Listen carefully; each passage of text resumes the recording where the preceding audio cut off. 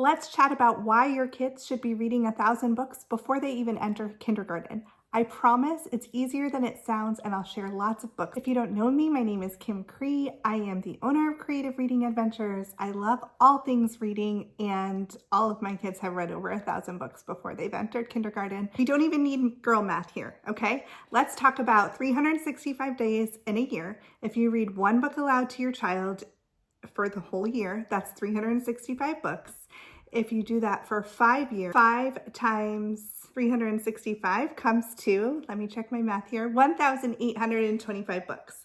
So super easy to do when you sit down with your kids, especially when they're little, you're going to be reading way more than one book at a time. So I'm just trying to show you that it's possible. You're probably already doing it. And why is this a big deal? It's definitely an initiative for families to try to get them to read more because of the benefits of reading aloud. So why is reading aloud beneficial? I'm going to read a little bit of research I did on this so you can be informed as well. The U.S. Department of Health obviously says that infants learn to speak way before they're actually speaking, correct?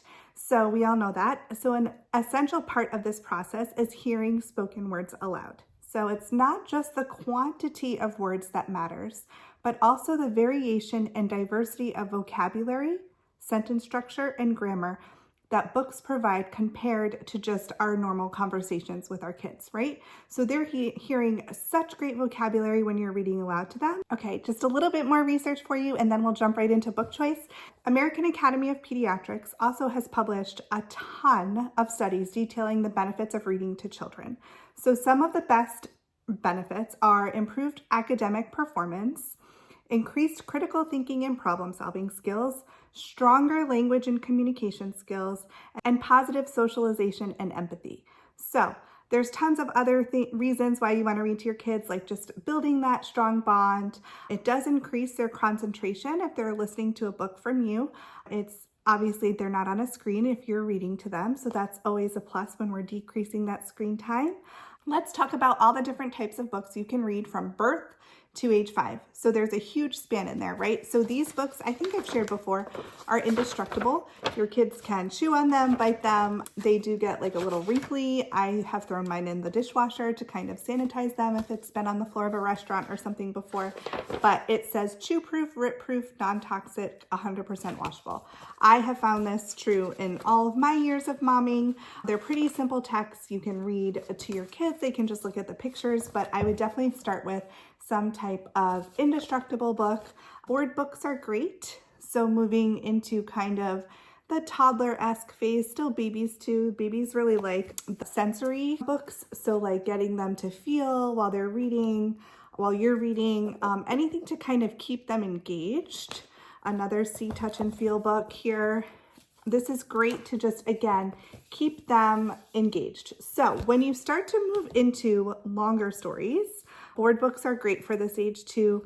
You can sing. This one is a little bit longer, but again, if I'm singing about the cow, which I won't do for you right now, it goes faster. So maybe song books when you are kind of moving away from the interactive books. Here's another book about the itsy bitsy spider.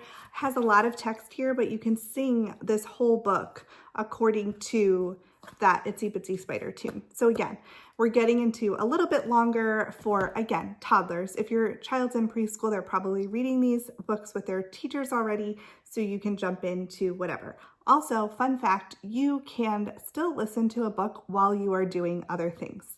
So think about your own lives, moms. I know when I'm emptying the dishwasher, I'm listening to my audiobook. Same for kids. Why can't they be playing with Play-Doh or drawing or coloring with you while you're listening to a book or you're reading to them, right? It doesn't always have to be right before bedtime, snuggled up, reading the book. I think that's what we always envision. And I 100% am not telling you to stop reading with your kids before bedtime. I'm just saying there's other pockets of time throughout the day where we can hit even more than that one book a day, right? So one more tip for you is not to forget about those nonfiction books. We're not going to talk about like, oh, this book is historical fiction, this book is a fantasy. No, okay? We are going to just think about 2 different buckets, fiction and nonfiction. Very easy to do with littles under the age of 5. So this book is your first 100 machines, right? But it still is technically a nonfiction book. It's showing you real pictures And the little caption just says police boat. It just explains what it is. So this I would consider nonfiction. Another great way to use nonfiction is to subscribe to magazines. So I'm really all about these Zubies. I have them from when my bigs were little, so I don't even know if I'm assuming they're still out there.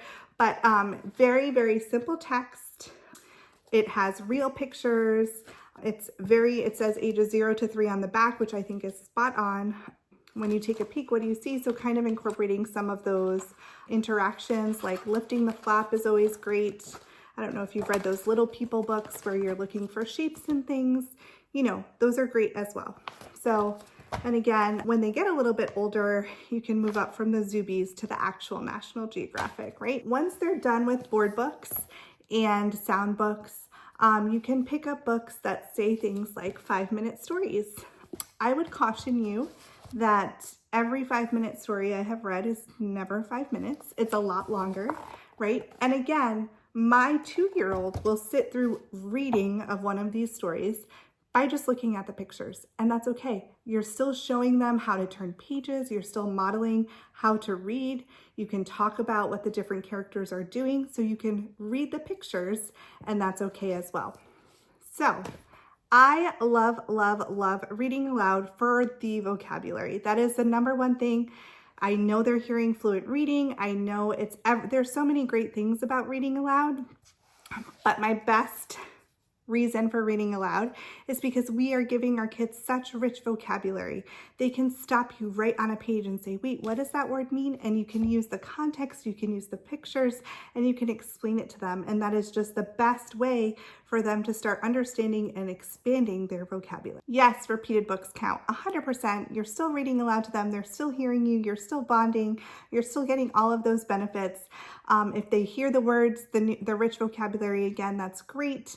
I would say, like, if they're always picking the exact same book, like we have read Pinkalicious a lot in the past month, I always say, I will absolutely read this book, but let's pick a new book first, or vice versa. Let's read this book, and then you pick out one more book that mommy can read that's new and different to us, right?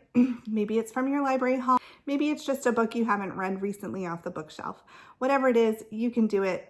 Rereading books does count. It's absolutely great for kids to hear rich vocabulary however they can. So let me know in the comments, have you hit 1,000 books before kindergarten? I'm sure you have. Tell us your favorite books in the comments so we all get lots of different ideas from it. And if you want to learn how to swap screens for stories, so get your kids to put down those screens and pick up a book, you can check the description right under here and download your free copy of How to Swap Screens for Stories. Here's to getting to 1,000 books before kindergarten. Happy reading!